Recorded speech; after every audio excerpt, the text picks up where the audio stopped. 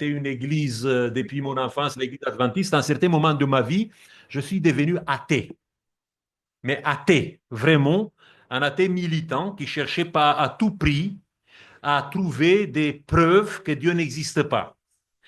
Et je suis confronté à un moment donné avec des événements dans ma vie. Vous savez, je viens de la Roumanie. Et quand j'ai été adolescente en Roumanie, on considérait que le communisme sera éternel. Mes parents ont vécu la plupart de leur vie dans le communisme. Bon, le régime s'était installé avec son totalitarisme, avec sa police politique, tout était contrôlé. Et dans nos têtes, on ne voyait pas l'avenir au-delà du communisme. Et pendant les vacances d'hiver en 1989, quand je suis arrivé à la maison, après le premier trimestre, il y a quelques événements qui ont commencé à se dérouler. Vous, en France, vous les avez vus à la télé au début. Nous, en Roumanie, on les a vus un peu plus tard. Parce qu'il y avait eu ce qu'on appelle la révolution roumaine. Et dans quelques jours, on voit le régime s'effondrer. Et d'un coup, dans ma tête, il y avait une question, mais pourquoi les choses se sont passées comme ça? Qu'est-ce qui se passe dans ce monde? Et à la maison, mon grand-père, qui est devenu adventiste après la Deuxième Guerre mondiale, avait un livre. C'était un livre de couleur orange avec un grand soleil sur la couverture, qui était écrit par un Français qui s'appelait Jean Vuillemier. Et le livre s'appelait Apocalypse. Et j'ai commencé à lire cette explication de l'Apocalypse. Et comme j'aimais beaucoup l'histoire, je voulais faire une faculté d'histoire à cette époque-là, eh bien, ça m'a convaincu que derrière les événements de l'histoire, il y a un Dieu. Et ce Dieu, il a prévu depuis longtemps comment les choses vont se dérouler. Et dans ma tête, tout s'est effondré. Je n'ai pas cherché de trouver des preuves pour justifier mon athéisme, qui était un athéisme utilitaire en réalité, parce que j'aimais beaucoup de choses et je ne me sentais pas bien à l'église avec ces choses-là. Et c'est pour ça qu'à un moment donné, tu essaies un peu de fuir Dieu et de trouver des arguments pour dire que Dieu n'existe pas. Et c'est le moment de ma conversion. C'est pour ça que ce livre m'a sauvé. Mais je ne sais pas si vous connaissez une chose, que ce livre a sauvé aussi la France. Et que si la France existe aujourd'hui, c'est grâce à ce livre. Et je vous raconterai peut-être une histoire que vous ne lisez pas dans les livres d'histoire. Mais cette histoire, elle existe et j'ai la preuve qu'elle existe. Et je vais vous montrer ça. Donc, je vais commencer d'abord par vous dire une chose que vous déjà vous savez ou peut-être vous sentez. Vous savez, nous vivons aujourd'hui sur une planète qui est une bombe à retardement. Et cette bombe à retardement, où nous vivons aujourd'hui, c'est créé par une accumulation de crises qui sont de plus en plus létales. Et je vous donne quelques crises que peut-être vous avez déjà. Attendez, juste une petite chose parce que mes lunettes. Là. Ah, merci beaucoup.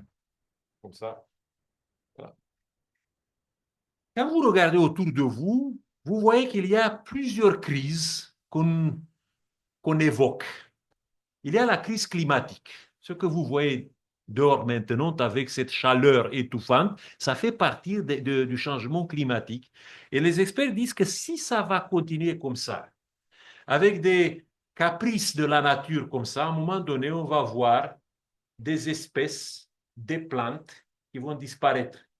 Et ça va créer l'effet de domino. Vers les années 2050, si les choses vont continuer comme ça, il y aura des espèces qui sont vitales vitaux pour la planète. Et quand ça va commencer par une espèce qui est vitale pour cette planète par disparaître, après, vous verrez d'autres situations qui vont s'enchaîner.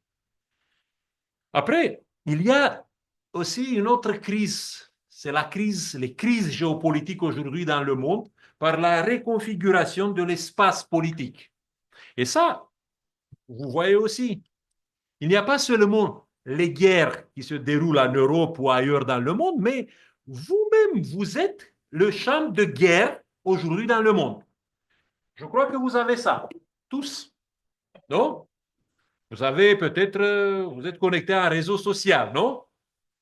Il y a des gens qui ont TikTok, c'est le hard des réseaux sociaux. Mais peut-être il y a des gens comme moi qui savent utiliser que Facebook. Et vous savez, quand j'ouvre maintenant mon téléphone et je regarde un peu sur Facebook qu'est-ce qui se passe, je vois qu'il y a des suggestions qu'on me donne.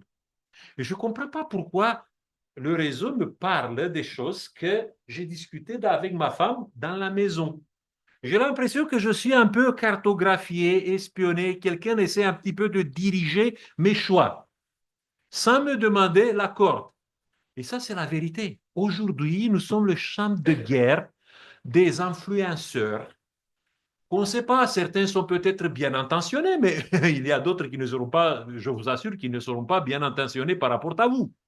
Et à un moment donné, vous recevez comme ça des suggestions sur des idées politiques, sur des idéologies, sur la religion, sur des choses comme ça, qui vont alimenter votre pensée. Et à un moment donné, vous êtes peut-être engagé sans vous rendre compte d'un côté ou d'un autre. C'est ça la guerre hybride qui se déroule aujourd'hui dans le monde. Après, il y a aussi un autre danger qui guette le monde où nous vivons, c'est la disparition de cette organisation de la société que nous connaissons. Vous savez, quand le communisme est tombé chez nous, en Roumanie, il y avait la démocratie qui s'est installée. Et on s'est réjoui, on s'est dit, ça sera éternel, la démocratie. Mais quand vous regardez aujourd'hui autour de vous, il y a de plus en plus des idéologues qu'on les appelle les idéologues des lumières sombres. Ça veut dire c'est l'époque des lumières inversées, qui disent la démocratie doit disparaître. Et à la place de la démocratie, il faut se retourner vers une société qui sera organisée à la manière de la monarchie du droit divin. Ça veut dire que le monde sera dirigé par une élite, des gens qui sont comme les chefs d'entreprise, qui sont entourés par un conseil d'administration et la masse ne sera jamais interrogée qu'est-ce qu'elle veut. Et comme je fais partie de la masse, ça m'inquiète. Je ne suis pas là parmi les milliardaires du monde. Je ne suis pas un actionnaire de la Terre. Je ne siège pas dans un conseil d'administration là où il y a peut-être l'épicentre du monde. Il y a Donald Trump, il y a Elon Musk, il y aura les autres. Et pour eux, le monde aujourd'hui va se dérouler de cette façon-là. C'est pour ça qu'il y a à ce moment-là autant d'attaques contre ce système de fonctionnement qui n'est pas parfait, mais qui donne à chacun la possibilité de s'exprimer. Je vous dis, dans quelques années peut-être, on va assister à ce basculement total du monde. Après, il y a la crise sanitaire. Ce n'est pas terminé, ce n'est pas fini la crise sanitaire. Ça peut apparaître une autre crise. Vous savez, il y avait, comment ça s'appelle, hantavirus, qui nous a hanté un petit peu, mais il y aura toujours ce danger qui va guetter le monde parce que nous vivons aujourd'hui dans un monde mondialisé.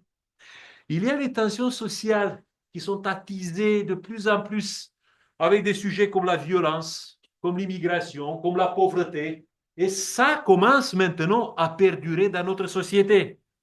Et dans ce contexte, il y a cette attitude que la vie humaine n'a pas de la valeur. Il y a des nouvelles technologies, on peut se dispenser de la contribution humaine dans certains domaines. Si tu es un historien, on fait appel à l'intelligence artificielle pour faire les cours pour la faculté d'histoire, on n'a pas besoin de nous. Si vous êtes dans, je ne sais pas, dans le domaine de la psychologie, il y a l'intelligence artificielle qui vous donnera un diagnostic meilleur que n'importe quel psychologue qui peut vous écouter dans votre histoire. Tu peux dialoguer juste avec quelqu'un, un cerveau artificiel qui peut rapidement prendre en compte toutes les informations que tu lui donnes pour vous donner des solutions. Vous voyez, toutes ces accumulations de crises créent le sentiment que le monde aujourd'hui est entré dans une phase où le pronostic vital est engagé. Et on se pose des questions vitales. Quand ce monde va exploser? Les gens aujourd'hui ne se posent pas la question si le monde va exploser, mais quand les choses vont arriver au moment de l'explosion. Et comment t'espérer dans ce monde?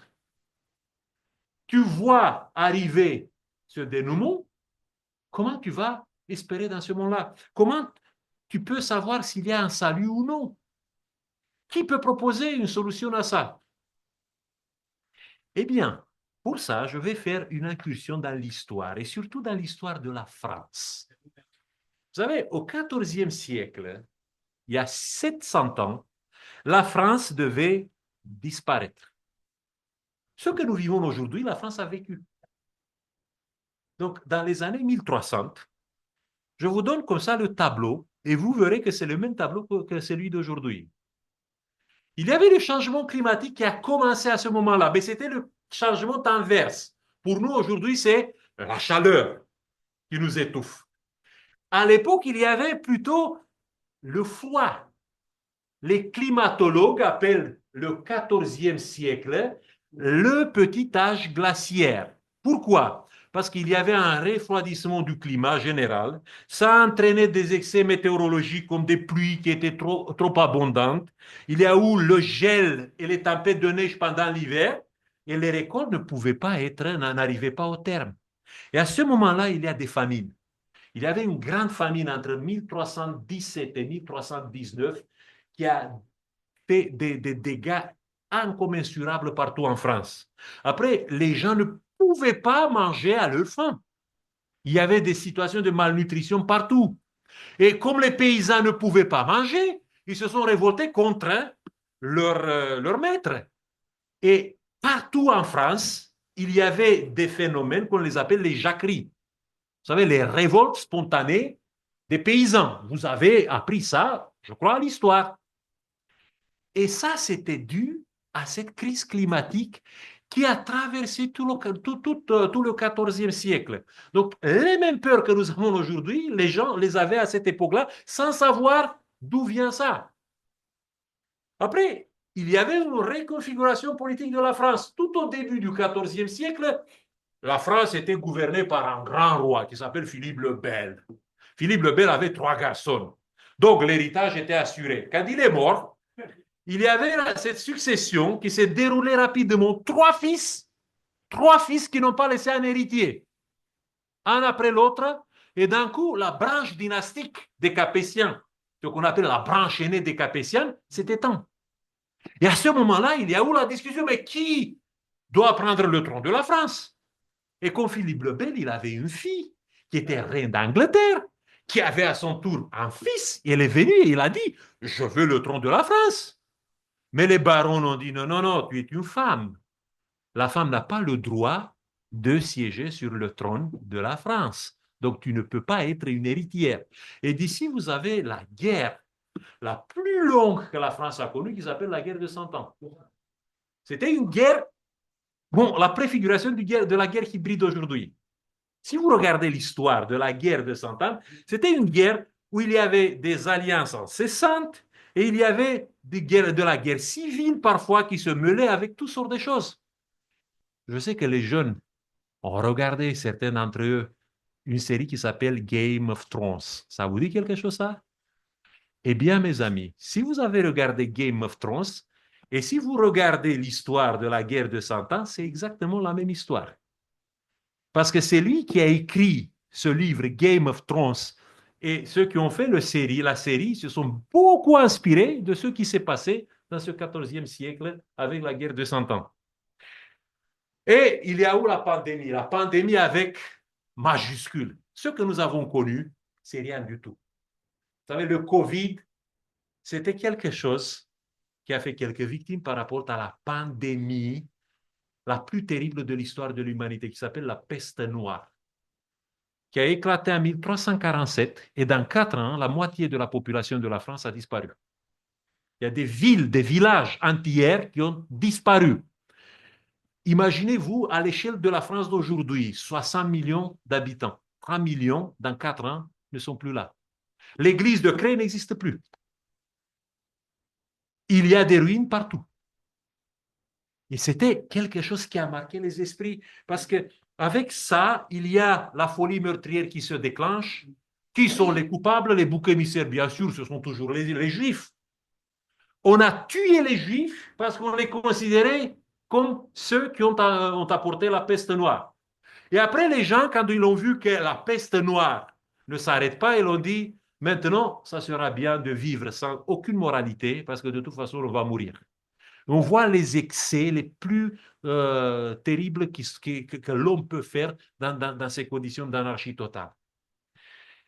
Et la vie humaine, dans ces conditions, n'a aucune valeur.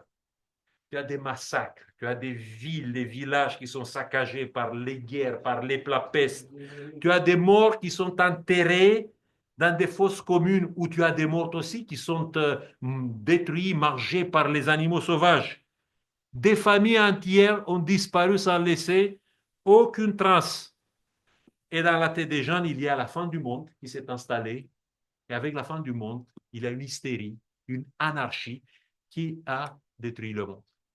Eh bien, dans ces conditions, comment espérer, mes amis?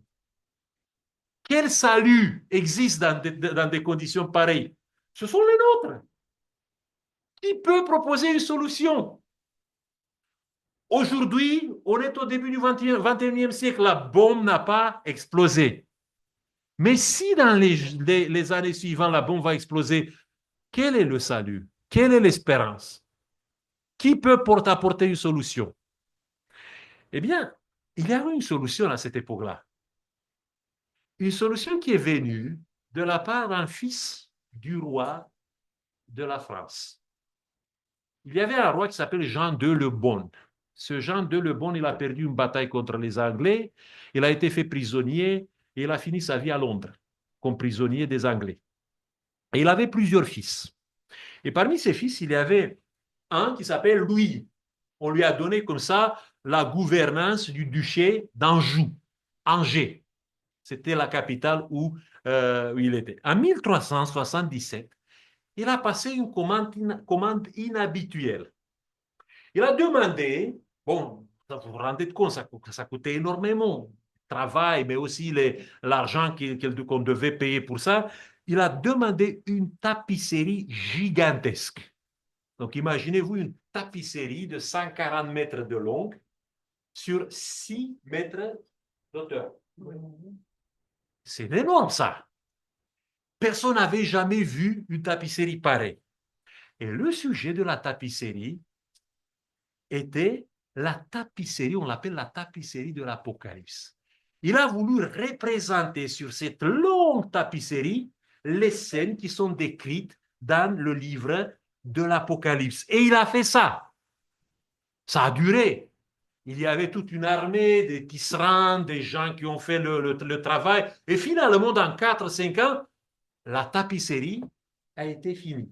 Et il a commencé à l'exposer dans les grandes villes en France, lors des grands mariages, princières. Cette tapisserie accompagnait tous ces grands événements. Et les gens regardaient la tapisserie de l'Apocalypse. À cette époque-là, tu as des gens qui sont analphabètes.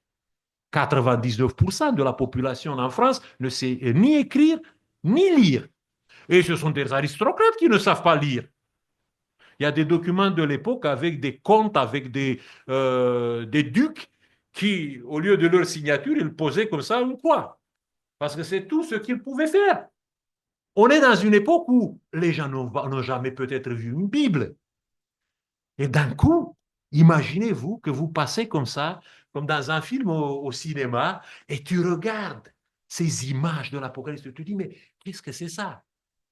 Eh bien, dans ces images de cette tapisserie de l'Apocalypse, il y avait des messages qui ont changé les mentalités de cette époque-là.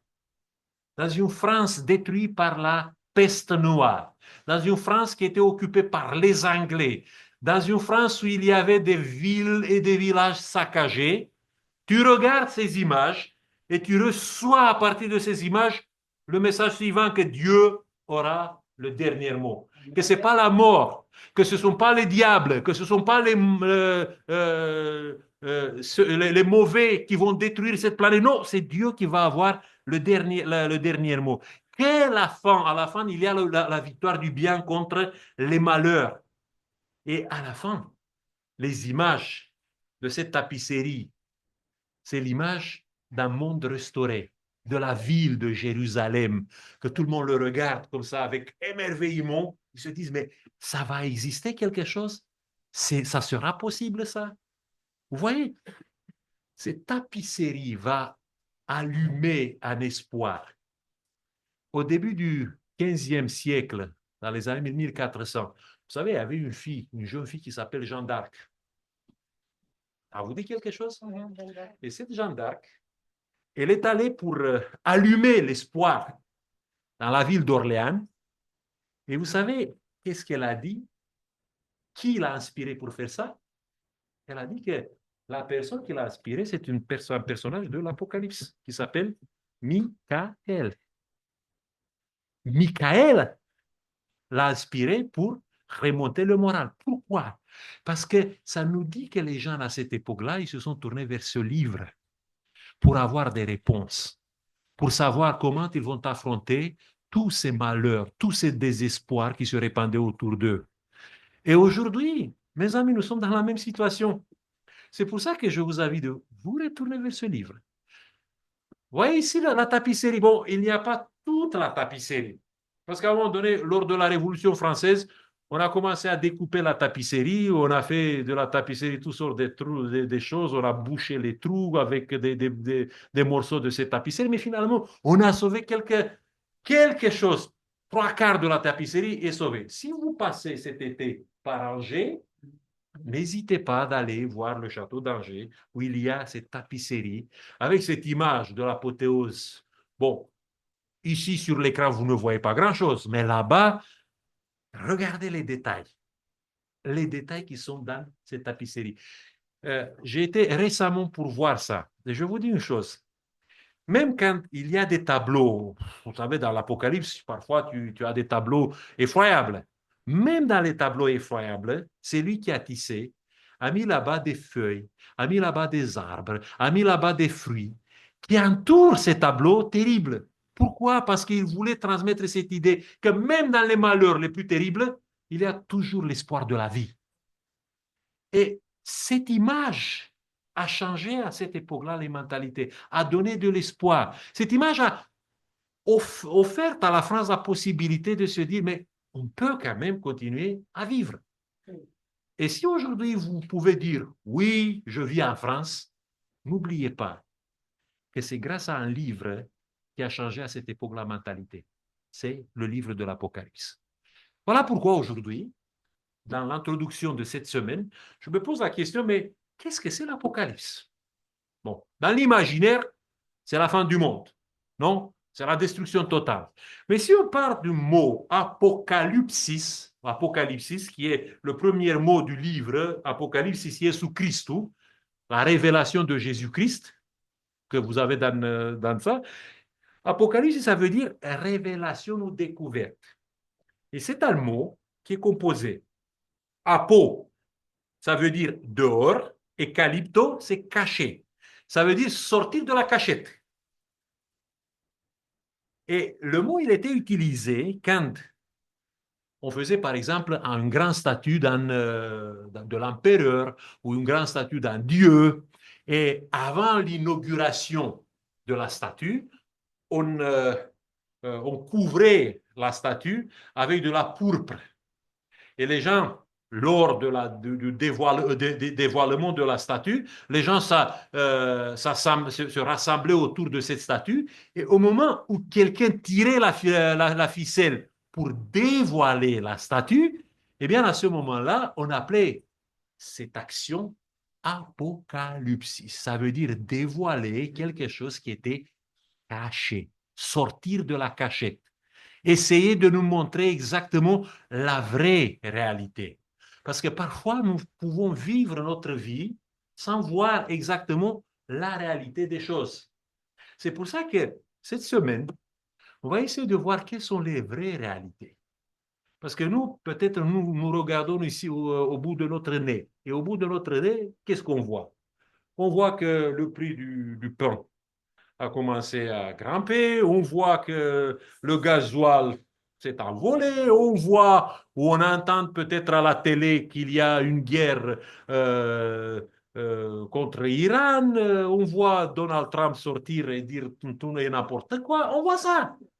Mais derrière tous ces scènes, qu'est-ce qu'il y a? Quelle est la vraie réalité? La réalité qui va dépasser peut-être ce quotidien. Parce que quelques années plus tard, vous savez, toutes ces petites choses qu'on considère aujourd'hui comme des choses extraordinaires vont s'estomper. C'est pour ça que l'Apocalypse, c'est le livre qui va nous découvrir comment Dieu s'implique dans l'histoire de notre monde. Comment l'Apocalypse est apparu? Ça, c'est très intéressant. Parce que ça peut nous donner, vous savez, quelques réponses à certaines situations où nous nous trouvons aujourd'hui. Vous savez, l'Apocalypse a été écrit par un certain Jean.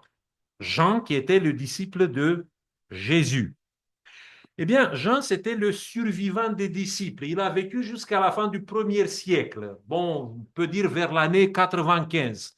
À cette époque-là, peut-être Jean avait entre 80 et 85 ans. C'était un vieillard. Et il vivait à une époque où l'empereur qui dominait le monde, l'empereur de l'Empire romain, s'appelait Domitien. Domitien, c'est un sort de Trump avant la lettre. Donald Trump avant la lettre, comme ça. Bon, quelqu'un qui, bon, voulait se vanter avec des victoires parfois fausses. Bon, il y a par exemple une guerre contre les ancêtres de mon peuple. Vous connaissez Dacia? Dacia. La voiture. Ah ben, vous ne connaissez pas Dacia. Mais Dacia, vous savez, elle est tirée du nom de pays où se trouve maintenant la Roumanie. Et là, il y avait un peuple qui s'appelle les Daces. Et les Daces donnaient beaucoup de problèmes à l'époque de Domitien à l'Empire romain. Et le Sénat romain a demandé à l'empereur, écoute, il faut faire quelque chose. Il a envoyé une légion romaine là-bas qui a été totalement anéantie. Et après, il est parti lui-même. Mais au lieu de se battre avec les Daces, il a fait comme ça une sorte de voyage sur le Danube. Il a regardé les Daces de l'autre côté. Après, il est venu à Rome. Il a habillé des prisonniers comme des Daces. Il a fait un triomphe à Rome en disant, j'ai vaincu les Daces. Mais il n'a jamais vaincu les Daces. C'est un peu comme Donald Trump aujourd'hui en Iran, quand il se vante qu'il a battu les Iraniens. C'est un peu ça. Et ce Domitian, il était, en plus de ça, il était paranoïaque. Il a envoyé les gardes prétoriens pour tuer des sénateurs. Les chrétiens et les juifs ont été déclarés à un moment donné athées et il a commencé à les persécuter. Et il s'est pris de deux figures illustres de sa famille qui étaient des chrétiens. Il y avait un cousin qui s'appelle Flavius Clémence et une cousine qui s'appelait Flavia Domitilia. Il les a tués. Il y a les preuves aujourd'hui, il y a les catacombes que vous voyez là à Rome qui s'appellent les catacombes des Domitilia. Cette dame, cette cousine de Domitien, elle a fait des tombeaux là-bas sur son terrain, elle a financé ces tombeaux et vous voyez, il y a des peintures avec Jésus en bon berger, il y a la dernière, la Sainte Seine avec Jésus et les disciples qui sont autour de lui, qui sont peints là-bas. Et il les a tués. Et devant cette situation, il y a les chrétiens qui se posent des questions partout dans l'Empire romain. Mais qu'est-ce qui se passe avec nous? La génération des apôtres est presque éteinte. Il y a Jean, le dernier peut-être survivant. Le retour de Jésus a été retardé. Il y a des persécutions partout dans les églises maintenant. Après, il y a toutes sortes des hérésies qui se répandent. Il y a des juifs chrétiens qui disent qu'en fait, Jésus n'a jamais été une personne divine. Il y a des gnostiques qui disent que Jésus n'est jamais mort sur la croix, que ce qu'on a vu là-bas, c'était juste une apparition. Vous savez, des idées comme ça se sont transmises aujourd'hui dans l'islam. Mahomet, il a soutenu des idées comme ça. Après, il y avait une déferlante des imposteurs qui commence à circuler dans toutes les églises et il arrive à cette époque-là, tu n'as pas la possibilité de contrôler si c'est vrai ou non, mais imaginez-vous qu'à l'église de Creil, il y a quelqu'un qui vient avec un rouleau et il dit, ah, j'ai ce rouleau de la part de l'apôtre Thomas. Et regardez ce que Thomas vous a écrit. Bon, en fait, c'est moi qui ai écrit. C'est pas Thomas. Mais vous n'avez pas la possibilité de vérifier si c'est moi ou Thomas qui a écrit. Et ces gens-là, ils viennent avec toutes sortes de faux documents comme ça pour les répandre. Et dans ce contexte, comment on peut se défendre contre toutes ces idées? Eh bien, on donne le pouvoir au pasteur. Et le pasteur de l'Église devient une sorte de chef, de dictateur. Et c'est lui qui va dire qui est les imposteurs, qui sont les imposteurs et qui ne sont pas. Et il y a une sorte de pouvoir monarchique qui s'installe dans l'Église. En fait, le dernier survivant, Jean, qui vit à Éphèse, à un moment donné, il est la victime d'un dictateur comme ça, un petit dictateur comme ça, qui s'appelle Diotrephe. Il nous parle de lui dans ses épîtres. Parce que ce Diotrephe, il se considère comme le chef de l'Église. Et même si Jean essaie de le faire raisonner, il dit, mais toi, tais-toi, Veillarde, c'est moi maintenant le chef. Tu as vécu déjà. Le disciple de Jésus, il est mis comme ça de côté. Et pire encore, le disciple de Jésus, il est arrêté par les Romains. On le condamne à la mort. On le jette dans une marmite avec l'huile bouillante. Il ne meurt pas.